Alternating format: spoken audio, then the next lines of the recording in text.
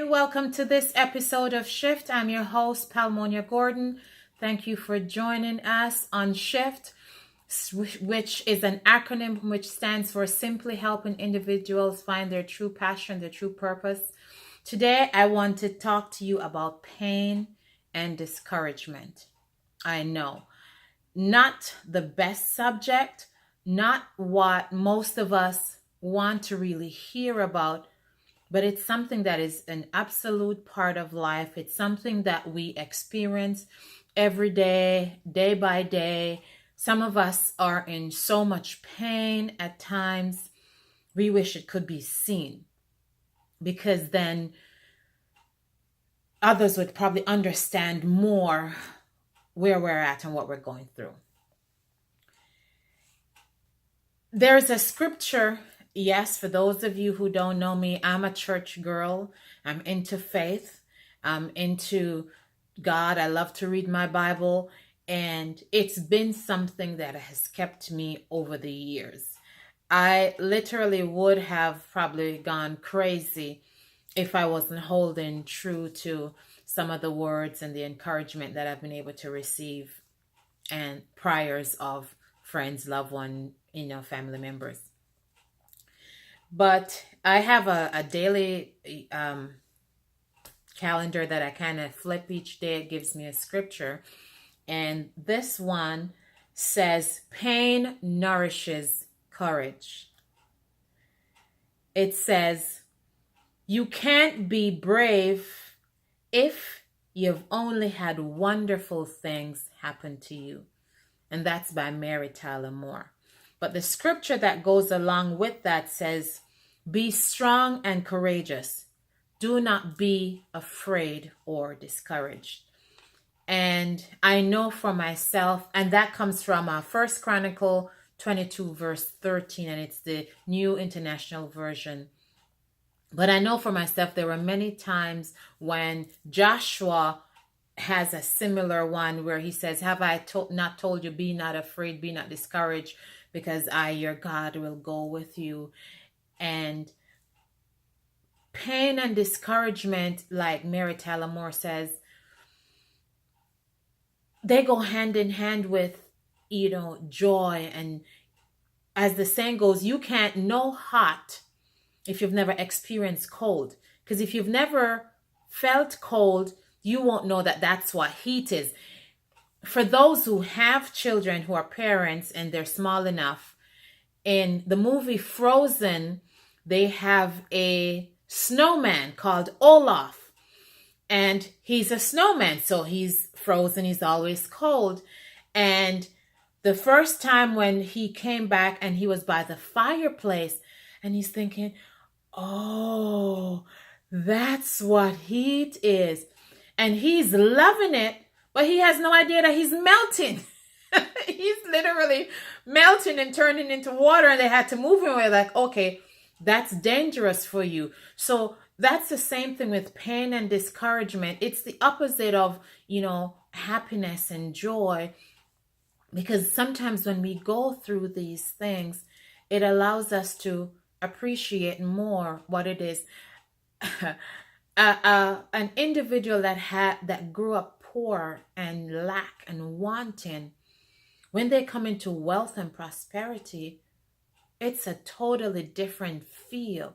It's now like a kid that's able to go into a candy store that, oh my gosh, I can buy whatever I want and I don't have to ask the price. I don't have to check my pocketbook to see if I can afford this. It's a different, very different feeling. But if you've never experienced the opposite, on the flip side, when you have someone that's born into wealth and that's always had wealth and never had a need or had to question if this is a possibility, and they found themselves on the upper side of the track in need, and their mind goes, oh my God, this is how other people live. This is their reality. This is their truth.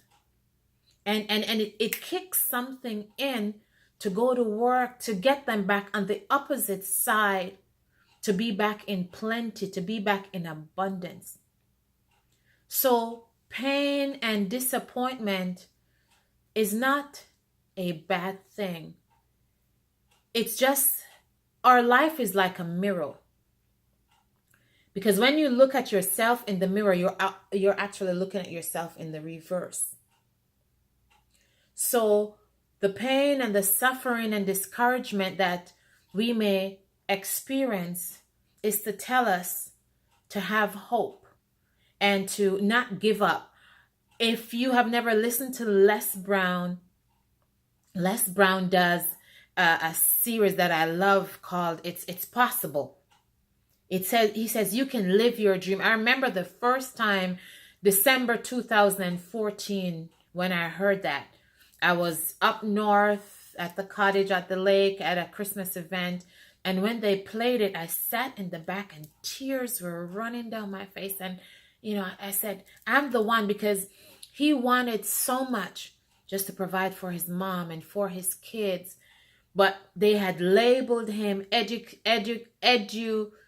mentally educate. Basically means he was a mental retard and he'd never learn.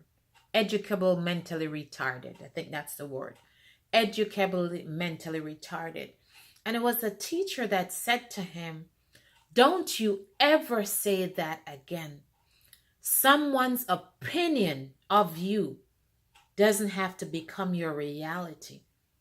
And even as I say this right now, I'm saying it to a mom or a dad or a parent or a child that's been told it's someone's opinion. When you go to the doctor and they go, oh, the test is, it's their opinion of you. It doesn't necessarily mean that that's what God says. That's not who God says you are at all. But if we buy that person's opinion, then we begin to live that person's opinion. Oh my gosh, I'll never amount to anything. Oh my gosh, I have ADDD and I have ADHD and I have all the others.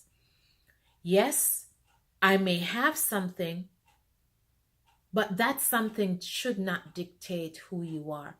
It means I have an ability to learn differently. I have an opportunity to be creative in how others see me and how I present myself and how I get my information. Same thing for my mentor, Lisa Nichols. She went through high school failing everything because she was dyslexic. She had no idea. I just learned. I see things in the mirror backwards. So when you say B-A-T, bat, she's seen T-A-B, tab. Right? And these are situations that could probably discourage us. But as parents and as a society and as a culture, as a nation, Shift Nation, I'm asking us to see it as a reason to hope. See it as a reason to say, we are different. We are unique. We are fearfully and wonderfully made. We have an opportunity to become more creative in what we do and what we receive. Because based on what I see and what I know, even children who are autistic, they are flipping brilliant. They may not be able to communicate with words the same way you are, but you give them something with math or puzzle, they are masters at it. They just do things differently. They see something in an opposite way than we see it. So I'm going to encourage us to not be discouraged, to know that the pain and discouragement that you're experiencing right now is an opportunity to offer you hope. That there is good times to come, that there is better ahead. Like I told Shireen Ankle, that bus driver, that her bus almost got hit by a tractor trailer, and in trying to have evasive maneuver, destroyed her back. I said, we're like slingshots. And when you pull the slingshot really far back, that means the stone is now getting a better launch to go that much further ahead. So stay encouraged, Keep shifting. 60 tiny moves right around the clock. Just do a minute. I can do 60. I can do 60. Or I can do one.